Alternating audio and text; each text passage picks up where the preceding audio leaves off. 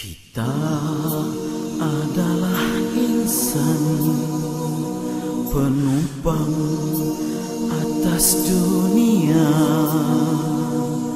Aku dengan caraku yang sederhana.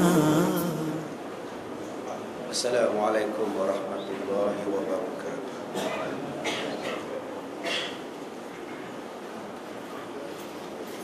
Bismillahirrahmanirrahim. Alhamdulillahil qail. Laqad ja'akum rasulun min anfusikum azizun 'alaihi ma 'anittum harisun 'alaikum bil mu'minina raufur rahim. Asyhadu an la ilaha illallah wahdahu la syarika lah. Wa asyhadu anna Muhammadan 'abduhu wa rasuluh. Wa nusalli wa nusallim ala sayyidina Muhammad wa ala alihi wa sahbihi ajma'in. Muslimin dan muslimat, mudah-mudahan dirahmati Allah. Kita menggunakan kitab Ihfazillah Yahfazka. Masih lagi berada pada awal tajuk berkenaan dengan mencari dan meraih cinta yang agung, yakni cinta daripada Allah Subhanahu wa ta'ala. Kita sampai muka surat berapa tu Haji? Muka surat yang keempat, ya.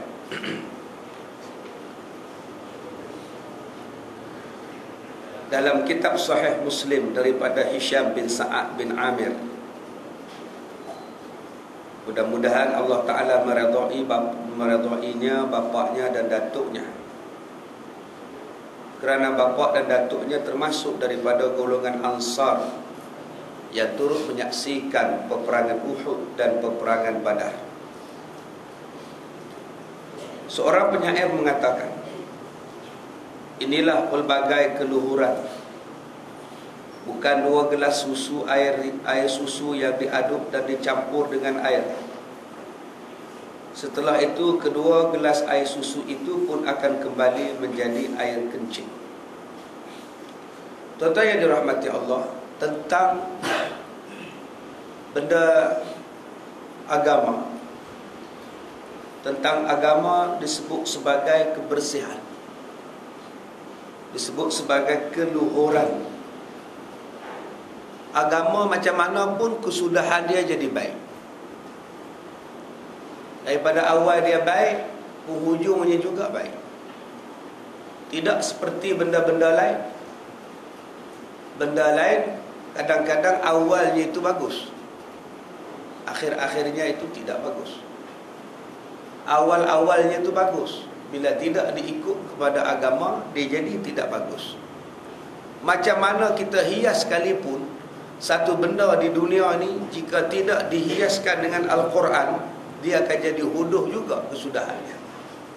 Tetapi sesuatu perkara, jika kita hias menggunakan agama, kita buat sesuatu kerja bersandarkan kepada Al-Quran, macam mana pun kesudahannya akan jadi sempurna, akan jadi yang baik. Ini maksud penyair disebut. Kalau seorang Muslim hendak membanggakan dirinya, maka dia semestinya berbangga dengan pelbagai cubaan dan penderitaan yang dialaminya di jalan Islam.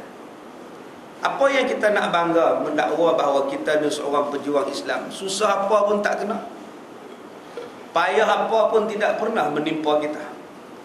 Am hasibtum an tadkhulul jannah walamma ya'tikum mathalul ladzina khalau min qablikum. Apa kamu sangka kamu ini sudah menjadi ahli syurga, sedangkan kamu belum lagi diuji dengan ujian lapar, dengan ujian susah, seperti mana yang telah diuji oleh Allah kepada orang-orang yang sebelum daripada kamu. Apa nak dibanggakan tuan-tuan, kalau kita ni sekadar mendakwa kita Islam, tetapi tidak pernah menghadapi cubaan dan ujian sepanjang dalam kehidupan kita. Ada orang yang sehidupan dia itu ujian daripada awal sampai habis. Ada orang yang sepanjang hidupnya tak pernah diuji langsung. Sebab tidak mahu mempertahankan Islam. Orang yang memperjuangkan Islam dan mempertahankan Islam dengan penuh perjuangan, dia pasti akan diuji. Tuan-tuan nak buat kuliah daripada masjid yang tak pernah buat kuliah. Datang jawatan kuasa baru nak tambah kuliah, akan adalah bantahan, akan adalah rintangan. Tetapi kalau masjid itu kuliahnya sebulan 5 kali, aman je. 5 kali je sebulan.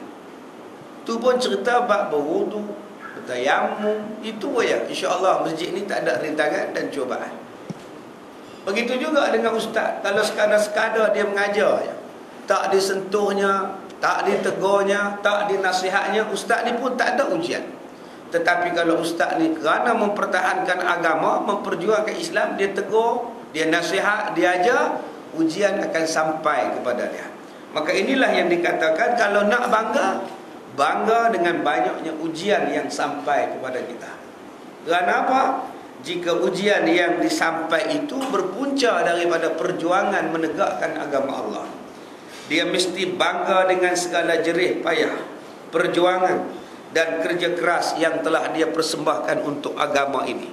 Dan dia mesti bangga tak kala dia berjuang dengan penuh pengorbanan untuk kalimah la ilaha illallah. Itulah yang berlaku kepada sahabat Nabi yang bernama Sa'ad bin Abi Waqqas. Sa'ad bin Abi Waqqas adalah di antara sahabat Nabi yang paling awal memeluk Islam.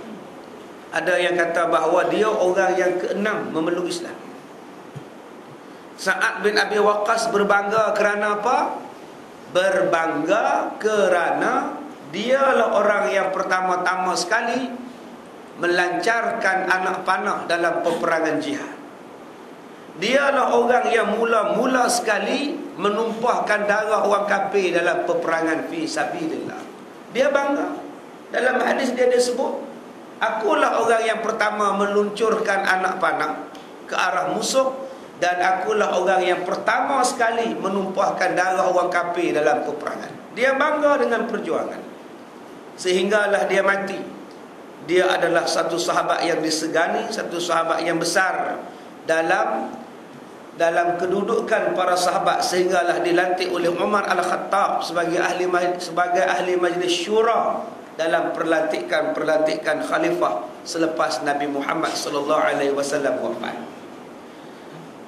Sedangkan kalau dia hanya membanggakan dirinya dengan keturunan, ada manusia yang bangga dengan keturunan, keluarga, pertalian darah, kedudukan, pekerjaan dan pangkat, maka kebanggaan ini mencontohi kebanggaan Firaun dan orang yang mengikuti jalan kesesatan, sehinggalah Allah mewarisi bumi ini beserta seluruh isinya kelak. Dia sebut kepada kita tentang orang-orang yang berbangga dengan keturunan nasab. Dia dakwa dia adalah cucu Datuk Merah, kan, berbangga dengan cucu Datuk Merah. Padahal kerjanya adalah main sabung ayam. Apa ada pada cucu Datuk Merah kalau kerja main sabung ayam? Cari makan untuk isteri pun tak ada, bagi makan untuk anak pun tak ada. Kerja belaga ayam. Itu Nurdin Ahmad, kan, cucu Datuk Merah. Nak buat apa bangga dengan keturunan? Ada orang yang bangga keturunan dia, saya keturunan Rasulullah, Ismail pun tidak. Nabi nak mengaku umat ke tak semaya? Saya di keturunan Habib sekian ni saya lah, tapi menipu. Habib tu pun tak pernah menipu, hang menipu. Kenapa berbangga dengan keturunan?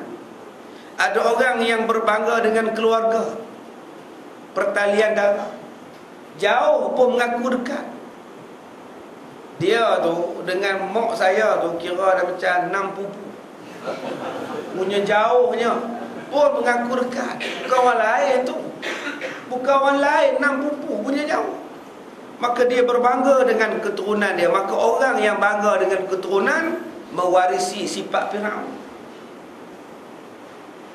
Bangga dengan anak pinak ni orang yang mewarisi sifat daripada Firaun dan musuh-musuh Allah yang berjalan dalam kesesatan. Sa'ad bin Hisham bin Amir radhiyallahu anhu berkata, saya pernah bertanya kepada Ummul Mukminin Aisyah radhiyallahu anha tentang budi pekerti Rasulullah sallallahu alaihi wasallam. Maka Aisyah menjawab, Budi pekerti Rasulullah adalah budi pekerti Al-Quran, seolah-olah Al-Quran yang berjalan. Tuan-tuan, selak Quran, semak Quran. Ada benda yang tak puas hati tentang Quran? Ada benda yang meragukan tentang Quran? Ada benda yang tidak menyeronokkan tentang Quran? Jawapan dia tak ada. Begitulah pada Nabi Muhammad. Tak ada benda yang meragukan, tak ada benda yang tidak menyeronokkan pada Rasulullah. Bila dia duduk dengan orang, orang rasa aman. Bila Nabi duduk bersama dengan manusia, manusia rasa tenteram. Bila Nabi hilang, Nabi tak ada, sahabat ni rasa rindu sampai mai cari Nabi. Mai ke rumah ni tanya Nabi. Nabi tanya, ada apa hai? Saya rindu pada Rasulullah. Saya nak mai tengok. Rindu aja tuan-tuan. Tak jumpa Nabi ni rindu. Bila Nabi duduk sekali rasa tenang, rasa kenyang duduk dengan Nabi. Rasa seronok duduk dengan Nabi. Balik ke rumah rasa lapar lah. Ini sifat yang ada pada Rasulullah. Akhlak Quran. Nabi dia tak kentut macam kita ni depan orang ramai. Duk perong kentut. Dah. Nabi ni tak selak hujung paha dia pada orang. Dah. Satu hari Nabi dah nak semayang dah qomat dah. Mai satu sahabat mai tanya dekat Nabi pula. Nabi layan cakapan dia walaupun orang dah qomat nak semayang. Habis cakap baru Nabi angkat takbir, Nabi semayang. Mana nak cari orang macam ni tuan-tuan? Tu Nabi tu punya hebat. Sanggup tangguh saat semayang ni pasal orang ni ada hajat. Kita bila orang datang rumah, tangguh menyembang, tangguh layan tetamu, alasan nak berzikir. Saya pergi rumah satu sahabat saya di Teluk Intan. Bila pergi tu, anak sedang mandi, pak ni baru habis semayang.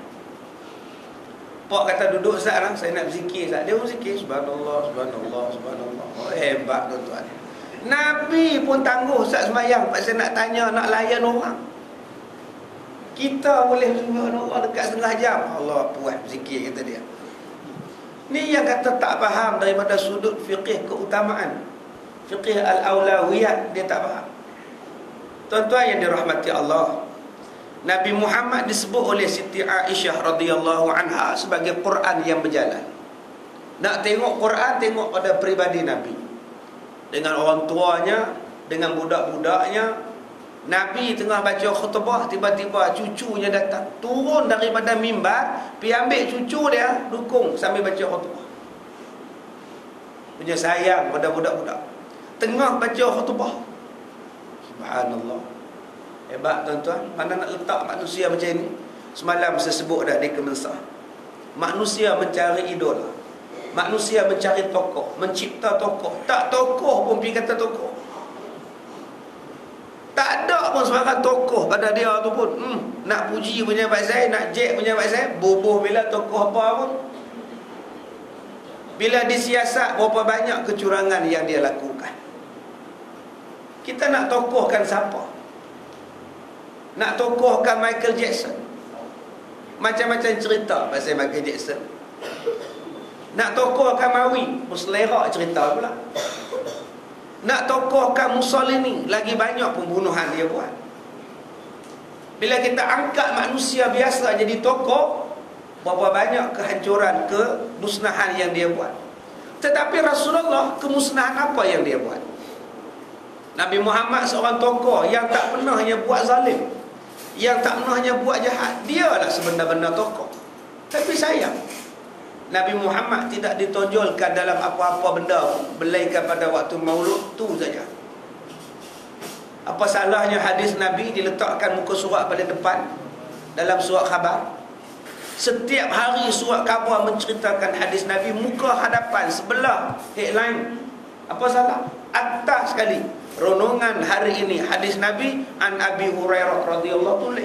Besok hurai lagi, besok ada lagi hadis. Kalau setiap hari satu hadis, berapa banyak rakyat Malaysia ni alim. Tapi yang letak di muka hadapan apa dia? Ella menemui jodoh. Apa faedah Ella nak nikah? lantaklah dia nak menikah